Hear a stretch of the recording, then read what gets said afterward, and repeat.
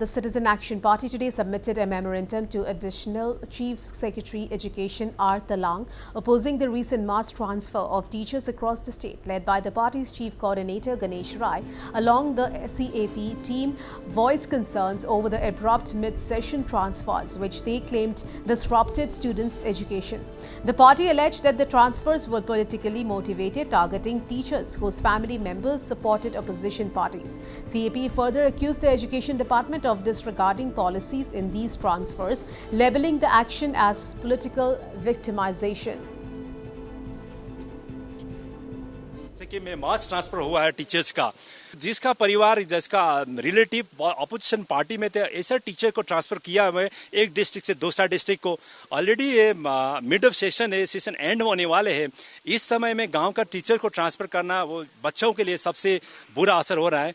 इसीलिए हमने आज additional chief secretary education department को मिलकर इसमें हमने आपत्ति जनाए हुए है और हमने कहा है उनको कि मिड ऑफ सेशन में ट्रांसफर मत कीजिए, इसको तुरंत इसको कैंसिल करना चाहिए और इस तरह से पॉलिटिकली विक्टिमाइज नहीं करना चाहिए। यही मुद्दा से हम आज एडिशनल चीफ सेक्रेटरी को मिला हुआ है।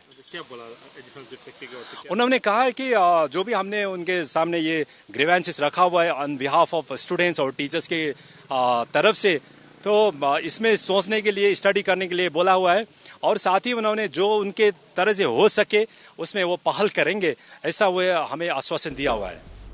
Adding to the controversy, the CAP highlighted a particular shocking incident where a teacher who had passed away just days prior was transferred to Sadam Senior Secondary School. Ganesh Rai criticized the Education Department, accusing it of run politically rather than systematically.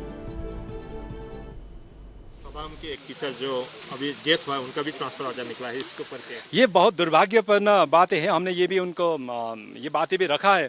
जो teacher उसका expired हो गया, देहांत हो गया, उनके बाद या देहांत होने के बाद उसका ट्रांसफर आ रहा है, ऑर्डर आया, तो हमने बताया कि इससे पता चलता है कि कितना मिसमैनेज डिपार्टमेंट है, एजुकेशन डिपार्टमेंट, शिक्षा विभाग है। तो इसे स्पष्ट मालूम पड़ता है कि ये ट्रांसफर के लिए किसी कार्यकर्ता ने, किसी एमएलए ने विभाग को प्रेशराइज किया हुआ है, इसी हिसाब से ट्रांसफर हुआ है। इनडायरेक्टली ये बातें भी उन्होंने स्वीकारा हुआ है।